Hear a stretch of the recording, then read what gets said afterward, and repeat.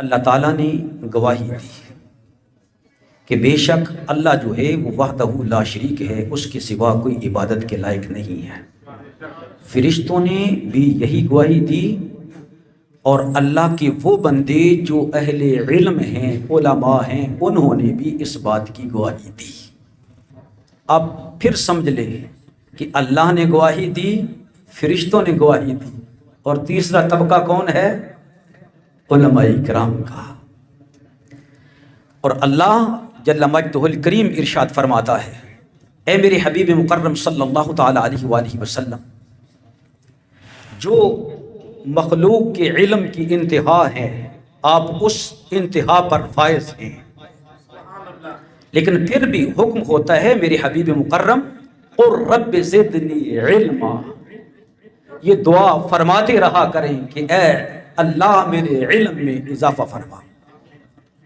اور اللہ رب العزت نے ارشاد فرما دیا، انما یخشی اللہ من عبادہ العلماء، اللہ کی ذات سے، اللہ کے بندوں میں سے جو ڈرنے کا حق ادا کرتے ہیں، صحیح معنوں میں ڈرتے ہیں، فرمایا وہ علماء کرام ہی ہیں۔ اللہ ارشاد فرمایا فاسألوا اہل الذکر ان کنتم لا تعلمون، اگر تمہیں علم نہیں ہے تو ان کے پاس چلا جایا کرو جو اہل ذکر ہیں، ان سے جا کر سوال کرو۔ هل يستوي الذین یعلمون والذین لا یعلمون، کیا اہل علم اور جاہل جو علم والے نہیں ہیں وہ برابر ہیں؟ مفہوم مخالف یہ ہے کہ اللہ فرما رہا ہے کہ جاہل اور عالم دونوں برابر نہیں ہیں۔ نبی اقدس صلی اللہ علیہ وآلہ وسلم نے ارشاد فرمایا، ان العلماء ورثۃ الانبیاء، نبیوں کی میراث جو ہے وہ درہم و دینار نہیں ہوا کرتے، مال و زر نہیں، بلکہ وہ علم ہے۔ اور انبیاء علیہ السلام سے میراث پانے والے جو ہیں وہ علماء کرام ہیں، وہ علماء کرام ہیں۔ دوستو آج ہم دنیا میں کھو گئے، ہم نے بڑی دیر لگائی، حفاظ کرام اچھے یہاں سے نکلے، لیکن اس کے بعد یہ نہیں ہے کہ ہم کامیاب ہو گئے۔ ہمیں بھی بہت افسوس ہے اس بات پر کہ ہم طلباء کو حافظ قرآن تو بنا رہے ہیں، لیکن افسوس اس بات کا ہے کہ مخبر صادق جناب رسالت مآب صلی اللہ علیہ وسلم نے جو ارشاد فرمایا تھا، وہ وقت آئے گا کہ لوگ علم حاصل کریں گے دنیا کے فوائد حاصل کرنے کے لیے، تو یہ ہر طرف رونا ہے۔ اب وہ وقت ہے کہ قیامت کی کتنی ہی نشانیاں جو ہیں وہ پوری ہو چکی ہیں۔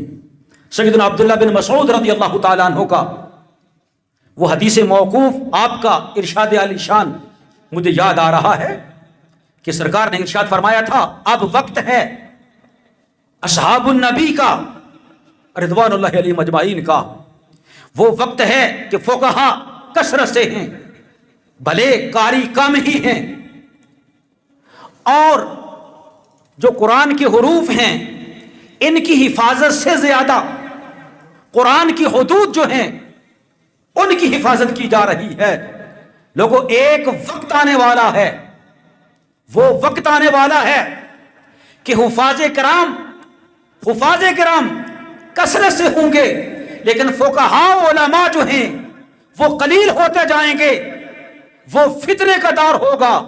اور فرمایا سیدنا عبداللہ بن مسعود رضی اللہ تعالی عنہ نے کہ حروف کی قرات کا تو تحفظ کیا جائے گا، لیکن قرآن کی جو حدود، جو احکام اللہ رب العزت نے نازل فرمائے ہیں ان کا تحفظ نہیں کیا جا رہا ہوگا۔ تو یہ زمانہ ہے، افسوس بہت زیادہ ہوتا ہے کہ ایک بچہ کامل زبردست حافظ قرآن بن کے جاتا ہے، لیکن ہوتا کیا ہے؟ میری امی کہہ رہی ہیں، میرا ابو کہہ رہا ہے کہ آپ اسکول میں داخل ہو جائیں۔ میرے دوستو اس وقت کو دیکھو، کامیابی کس میں ہے؟ نبی مکرم صلی اللہ علیہ وآلہ وسلم نے، ہمارے آقا مولا ہیں، آپ صلی اللہ علیہ وسلم خیر الرسل ہیں، امام الانبیاء ہیں، خاتم الانبیاء علیہ الصلوۃ والسلام ہیں۔ آپ دیکھیں مصعب بن عمیر رضی اللہ تعالیٰ عنہ کو یثرب کی طرف بھیجا ہے، وہ جو پہلے امام باقاعدہ بھی ہیں یثرب کے، یعنی مدینہ الرسول جب بعد میں پڑھا ہے، اور پہلے واعظ بھی ہیں، زبردست قاضی بھی ہیں، اور اعلیٰ شہداء کی صف میں بھی موجود ہیں۔ اور نبی پاک علیہ الصلوۃ والسلام کی محبت کی وجہ سے آپ سیرت النبی کی کتابیں اٹھا کر دیکھیں، وہ اصحاب مصطفیٰ رضوان اللہ علیہم اجمعین جو سب سے زیادہ مصطفیٰ کریم علیہ الصلوۃ والسلام کے ہم شکل تھے، ان میں سے ایک حضرت مصعب بن عمیر رضی اللہ تعالیٰ عنہ بھی تھے۔ جب احد کے میدان میں سیدنا مصعب بن عمیر رضی اللہ تعالیٰ عنہ اپنے فرائض بطریقہ احسن سر انجام دیتے ہوئے درجہ شہادت پر فائز ہوئے ہیں، تو اس وقت لوگوں نے یہ سمجھا، صحابہ اکرام نے، کہ جناب رسالت مآب صلی اللہ علیہ وسلم شہید ہو گئے ہیں۔ بعد میں پتہ چلا نہیں، وہ ہم شکل مصطفیٰ حضرت مصعب بن عمیر رضی اللہ تعالیٰ شہید ہو گئے۔ آپ دیکھیں ذرا، پورے مکے کے اندر جس بچے کو سب سے زیادہ سنوارا جاتا تھا، اہتمام کیا جاتا تھا اس کی خوبصورتی کے لیے، اس کی زینت کے لیے، اعلیٰ لباس کے لیے، اعلیٰ خوشبو کے لیے، وہ مصعب بن عمیر رضی اللہ تعالیٰ عنہ تھے۔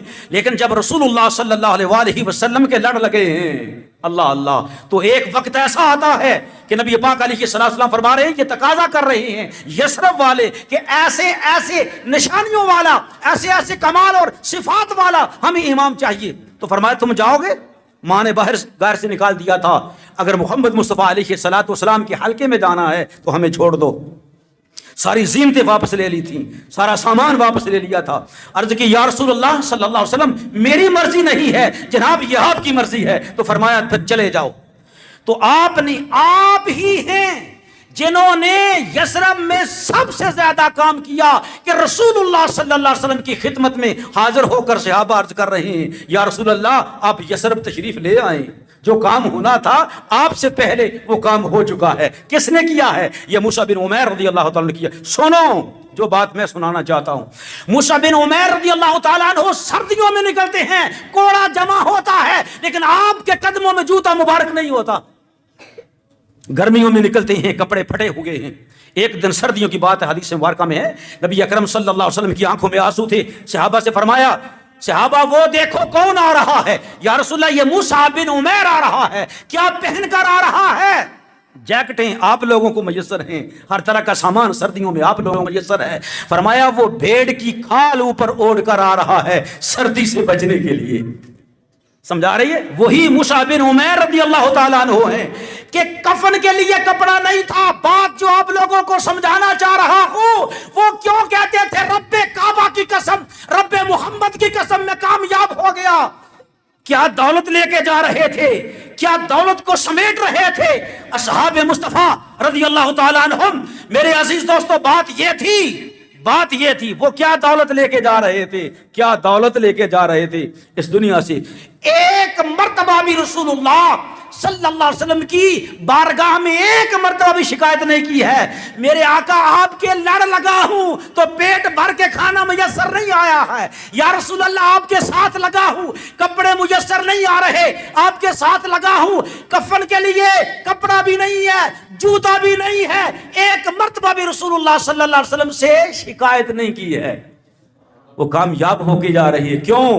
ان کو پتا تھا کہ نبی اقدس صلی اللہ علیہ وآلہ وسلم نے ارشاد فرمایا نبی اکرم صلی اللہ علیہ وسلم نے کہ یہ دنیا جو ہے یہ ملعون ہے، یہ دنیا ملعون ہے۔ اور نبی پاک علیہ الصلوۃ والسلام نے ارشاد فرمایا اور ملعون ہے وہ جو اس دنیا میں ہے سوائے کس کے؟ ایک عالم کے، ایک متعلم کے جو علم حاصل کرنا چاہتا ہے، ایک اللہ کا ذکر کرنے والا، اور دوسری وہ چیزیں جو اللہ کے ذکر سے ریلیٹڈ ہیں، صرف وہ ہیں جن پر اللہ رب العزت کی رحمت ہے۔ لہٰذا نبی اکرم صلی اللہ تعالیٰ علیہ وآلہ وسلم کا ارشاد مبارک آپ لوگوں کے سامنے ہونا چاہیے کہ آپ نے ارشاد فرمایا خیرکم من تعلم القرآن وعلمہ، تم میں سب سے بہتر وہ شخص ہے جو قرآن کی تعلیم حاصل کرتا ہے اور لوگوں کو قرآن پڑھ کر سناتا ہے، لوگوں کو قرآن سکھاتا۔ اس کو نبی پاک علیہ السلام نے سب سے افضل کہا۔ حفاظ کرام کے کیا مراتب ہیں، دل یہ دکھتا ہے کہ کہیں یہ حافظ قرآن جس کے سینے میں اللہ نے قرآن کو جمع کر دیا ہے، یہ مدارس سے نکل کر کہیں دنیا داروں کے ہتھے میں نہ آ جائے، کہیں شیطان ابلیس کے ہتھے نہ چڑھ جائے۔ کیوں؟ وہ اس کے دل میں محبت ڈالتا ہے کہ یہ دنیا کی زندگی ہے، عیش سے گزرے گی، یہ تعلیم بھی حاصل کر لو۔ میں تعلیم کیا مخالف نہیں ہوں دنیاوی تعلیم کا، لیکن یہ حفاظ کرام سے جو ہو رہا ہے، جو پٹیاں ان کو پڑھائی جاتی ہیں کہ دنیا کا علم حاصل کرو گے تو دنیا کی دوڑ میں آگے بڑھو گے، ٹھیک ہے، ان باتوں سے بہت زیادہ دل دکھتا ہے۔ بہت ساری باتیں تھیں اس ضمن میں جو میں نے کرنی تھی، آپ جو میرا اشارہ جو ہیں وہ سمجھ گئے ہوں گے۔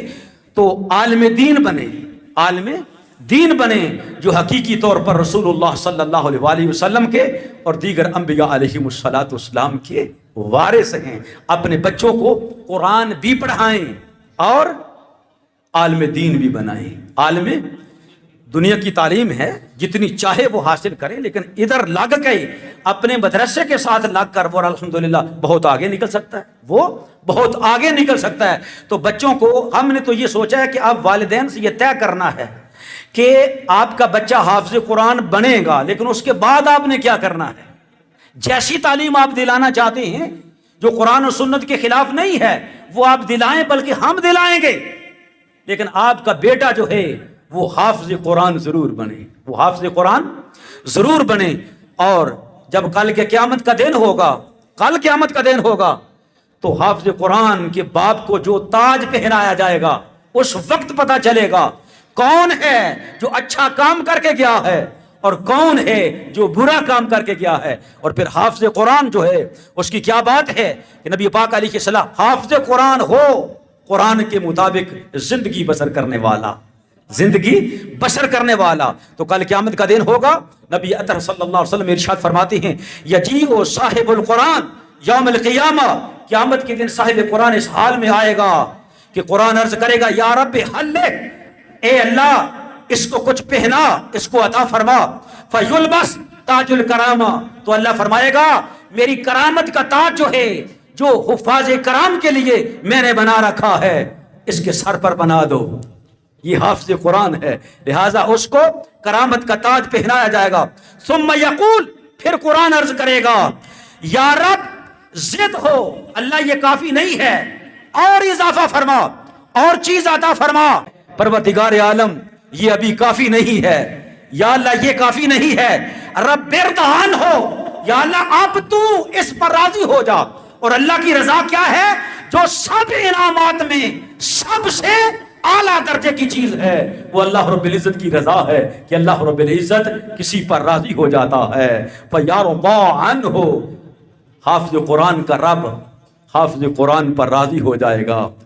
فَيُقَال، پھر اس سے کہا جائے گا اقرا ورقا، سیڑھیاں چڑھتا جا اور تیری بلندیاں جو ہیں وہ اسی کے ساتھ ساتھ بڑھتی جائیں گی، وہ تیرے مقامات ہیں، حاصل کرتا جا، قرآن پڑھتا جا اور سیڑھیاں چڑھتا جا، قرآن پڑھتا جا اور سیڑھیاں چڑھتا جا۔ اور جہاں پر اس کا قرآن جتنا حفظ کیا ہوگا، جہاں پر اس کا اختتام ہوگا، وہیں پر کہا جائے گا پیچھے مڑ کر دیکھ، یہ ساری کی ساری جنت تنہا تیرے ہی لیے ہے۔ اس لیے میرے دوستو علم کی طرف آئیں۔ کبھی قیامت قائم نہیں ہوگی جب تک علماء دنیا میں باقی رہیں گے، یہ نوٹ کر لیں، جب تک عالم ہیں قیامت نہیں آئے گی۔ علماء جائیں گے پھر فتنے شروع ہوں گے، وہ بہت بہت بڑے بڑے جو فتنے ہیں۔ اس لیے اللہ رب العزت کے ان بندوں کی جو علماء ہیں زیارت بھی کرو اور جو اللہ کے ولی بھی ہیں۔ ان اولیاءہ الا المتقون، اللہ کے ولی کون ہیں؟ جو اہل تقوی ہیں۔ اللہ رب العزت نے اپنے ولیوں کی جو شان بیان فرمائی ہے وہ یہی بیان فرمائی ہے کہ میرے بندے جو میرے ولی ہیں وہ متقین ہیں، وہ پرہیزگار ہیں، حرام سے بچنے والے ہیں، حلال کی طرف راغب ہیں، اللہ رب العزت کی ناراضگی سے بچنے والے ہیں اور اللہ رب العزت کی رضا چاہنے والے ہیں۔